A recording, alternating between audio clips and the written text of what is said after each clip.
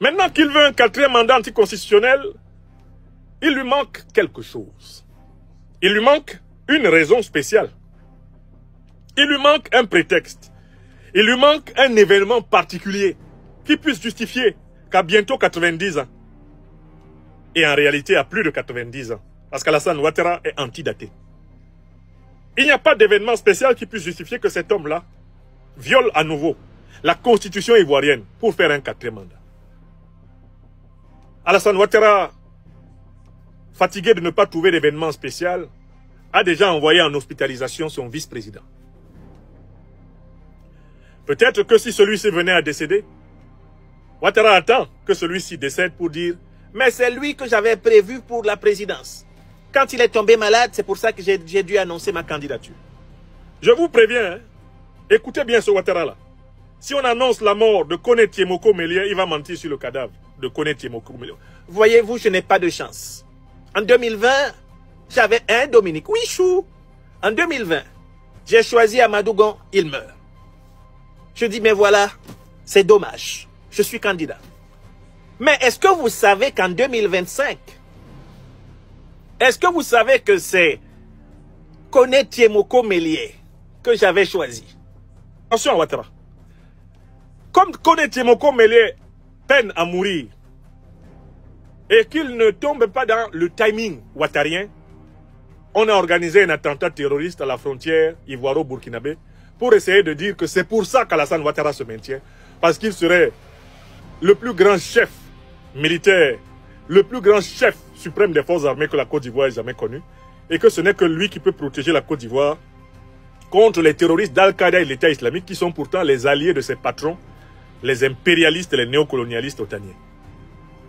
Donc, Alassane Dramane Ouattara est en panne d'alibi. Il cherche des alibis comme on cherche une aiguille dans une botte de foin. Alassane Ouattara, tous les matins, c'est Dominique, on n'a rien trouvé d'autre. Il faut quand même que j'explique, que je justifie ma candidature. J'ai parlé de terrorisme, mais tout le monde se rend compte que c'est un faux attentat qui a été organisé à la frontière burkinabé. J'ai parlé de circonstances exceptionnelles, mais là, Amadou Gon était mort. Alors que là, maintenant, Tiemoko Melie, il s'accroche. Dominique, comment on va faire?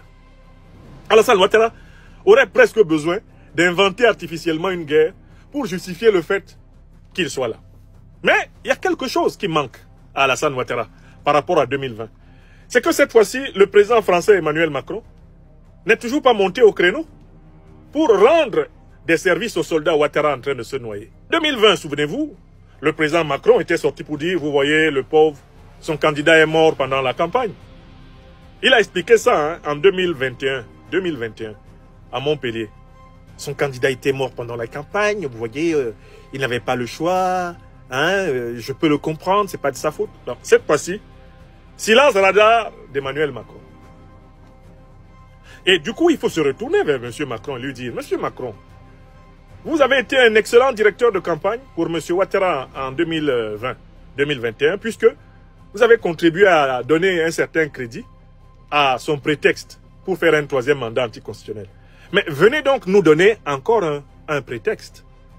Venez encore, M. Macron, vous qui ne manquez pas de visiter la contradiction à tort et à travers. Venez encore nous donner les raisons pour lesquelles ce tyran de plus de bientôt 90 ans, les raisons pour lesquelles il doit faire un quatrième mandat anticonstitutionnel. Vous savez pourquoi M. Macron ne parle plus? D'abord parce que, en fait, c'était une énorme gaffe. Cela a contribué à son discrédit en Afrique de soutenir des dictateurs comme Ouattara Dramane. Cela a contribué à enfoncer son image. Il est maintenant à 15% de popularité en France. C'est un homme en difficulté, sur le front international comme sur le front national. Mais ce n'est pas tout. Lui-même, Emmanuel Macron, l'actuel président français, est tenté de trouver une astuce pour rester au pouvoir après 2027. Oui! Il a été contaminé par des réflexes ouattariens. Un certain nombre de proches de M. Macron, dont l'actuel président du Conseil constitutionnel, Richard Ferrand, ont évoqué la possibilité de faire un troisième mandat et de faire sauter la clause de limitation des mandats de la Constitution française qui dit que nul ne peut faire plus de 2 mandats consécutifs à la tête de la République française. Des proches d'Emmanuel Macron, et même Emmanuel Macron lui-même, se sont attaqués ouvertement à la Constitution en disant que cette limitation de mandat est une absurdité. Et on voit bien M. Macron actuellement à la recherche d'une légitimité sur le terrain européen, puisqu'il est en perte de légitimité sur le terrain intérieur français. Aux côtés de Mme Ursula von der Leyen, il est à la recherche d'une légitimité, lui permettant de trouver une raison pour laquelle, en 2027, il pourrait dire exceptionnellement, je reste au pouvoir. Une raison pour laquelle, même dans les prochains jours, lorsque le gouvernement Bayrou va tomber, il pourrait dire dans tous les cas, je reste. Donc, en fait, je voudrais dire quoi? Je voudrais dire que je comprends le silence de M. Macron, qui laisse maintenant Alassane Ouattara aller au bout de sa logique de violeur constitutionnel. Bon, c'est un silence qui s'explique par le fait que M. Macron lui-même, à la tête de la République française, ne prévoit pas de partir.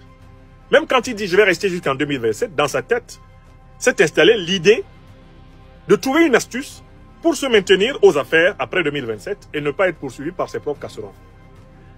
Et c'est là qu'on retrouve une métaphore mathématique que j'ai toujours employée. J'ai toujours dit que les maladies, les pathologies politiques que nous observons en Afrique, dites entre guillemets francophones, sont en réalité des maladies qui ont été transmises par les colons. Les maladies politiques de l'Afrique francophone sont presque essentiellement des maladies coloniales. C'est-à-dire que la manière dont les colons nous ont maltraités en Afrique, c'est comme cela que les dictateurs de la France-Afrique nous maltraitent. Il y a une logique de continuité. Car les dictateurs reproduisent le comportement des maîtres colons. Mais ce que j'ai fait observer ces dernières années, à travers mes analyses politiques, c'est le phénomène inverse. C'est-à-dire les néocolons français qui se mettent à imiter les dictateurs africains qui sont leurs propres créatures. Alors, vous êtes à Douala, au Cameroun, et vous souhaiterez mettre votre domicile, votre entreprise entre les mains d'une entreprise de sécurité privée professionnelle disposant des agents de sécurité entraînés. Alors, voici la solution à votre problème. Contactez rapidement la société Sunshine Security Service qui se chargera de mettre à votre disposition du personnel entraîné, formé et professionnel qui se chargera de sécuriser vos biens et personnes 24 heures sur 24. Le lien est dans la barre de description. Les numéros s'affichent à l'écran. Contactez-les et vous aurez rapidement un devis estimatif selon votre site.